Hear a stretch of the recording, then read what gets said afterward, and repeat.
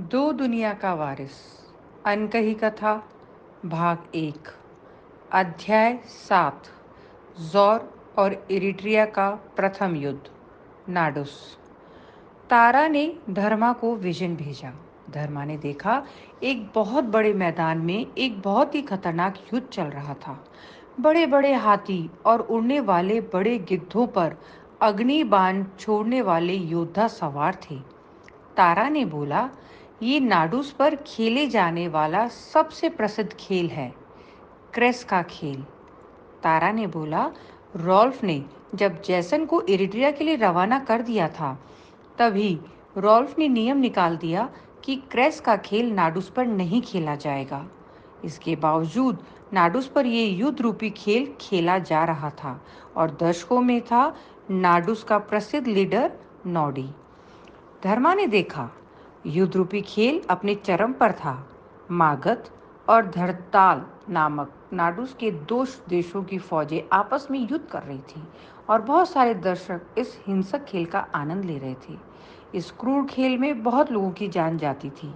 ये खेल एक प्रकार का छोटा युद्ध था, परंतु ये खेल नाडूस में कई सदियों से चला आ रहा था। मागध का सम्राट, जो कि टीम का कैप्टन था, अपने भाले से धड़ताल के सम्राट को मार रहा था। तभी अजय सेना के कुछ सैनिक आए और उन्होंने उस खेल को बंद करा दिया और नॉडी को बुरी तरह से पीटने लग गए। वहां मौजूद दर्शक जब अजय सेना के इंचार्ज से पूछने लगे कि नॉडी को क्यों मारा जा रहा है, तो उन्होंने कहा, ये खेल जो बैन हो गया था उसको नॉडी बढ़ावा दे रहा है। नॉडी काफ़ी ज़्यादा पसंद किया जाने वाला नेता था।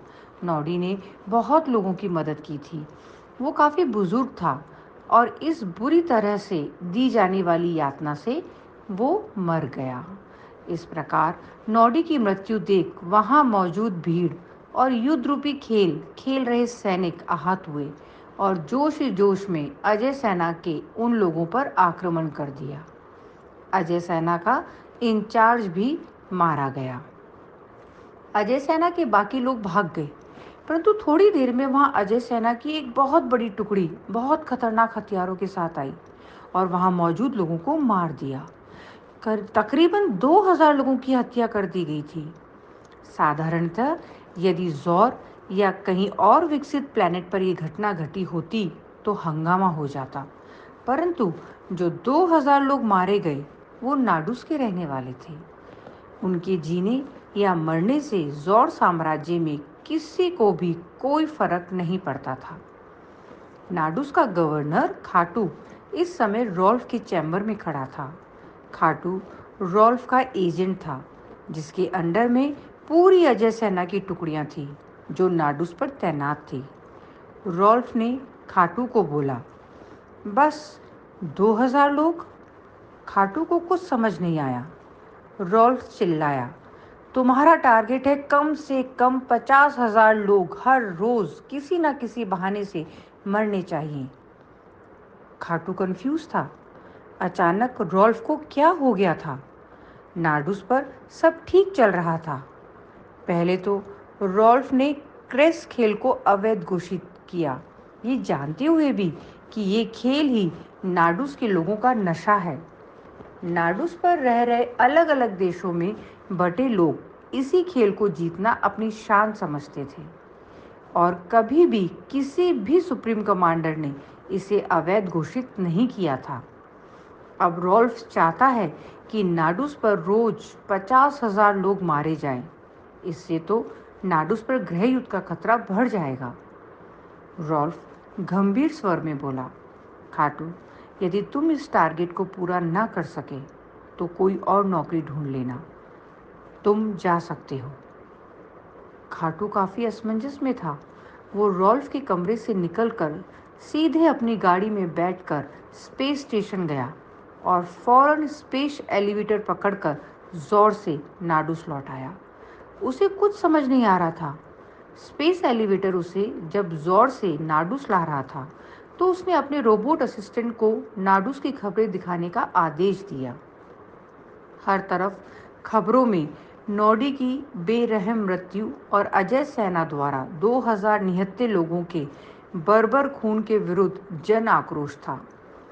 धर्मा ने बीच में पूछा, तो क्या रॉल्फ का बस यही प्लान था? नाडूस के लोगों को मारो, इससे उसे सत्ता वापस कैसे प्राप्त होगी? इससे तो वो और कमजोर लीडर दिखेगा।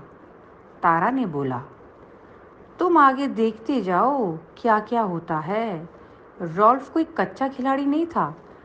नाडूस तो प्लान का एक छोटा सा हिस्सा था, परंतु प्लान बहुत ही ज़्यादा खतरनाक था।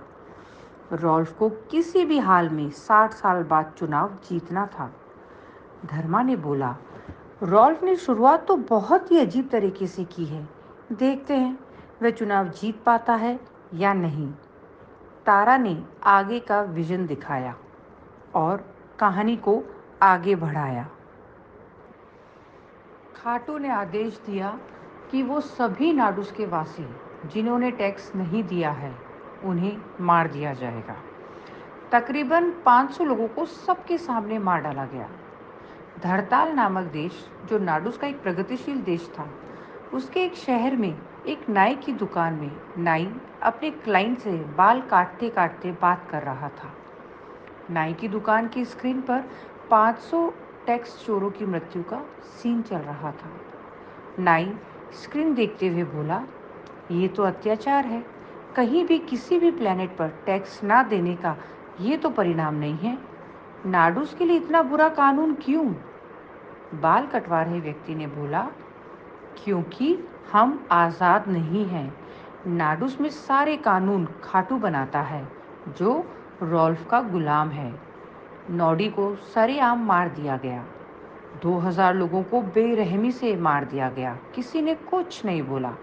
ये बेगुनाह लोग जो टैक्स नहीं दे पाए, उन्हें भी मार दिया गया। नाई बोला, पर ये खाटू चाहता क्या है? व्यक्ति बोला, खाटू तो एक मोहरा है। नाई बोला, अरे तो रॉल्फ भी क्या चाहता है? नाडूस के लोगों ने ज़ौर का क्या बिगाड़ा है? हम तो चुपचाप जी रहे थे। अचानक से हमारे खेल क्रेस को अवैध कर दिया। हमारे चहेते नेता नॉडी को मार दिया, 2000 लोगों को मार दिया, और अब ये टैक्स चोरी का इल्ज़ाम लगाकर बिना सुनवाई 500 लोगों को मार दिया। व्यक्ति बोला, हाँ, ये तो मुझे भी समझ नहीं आ रहा।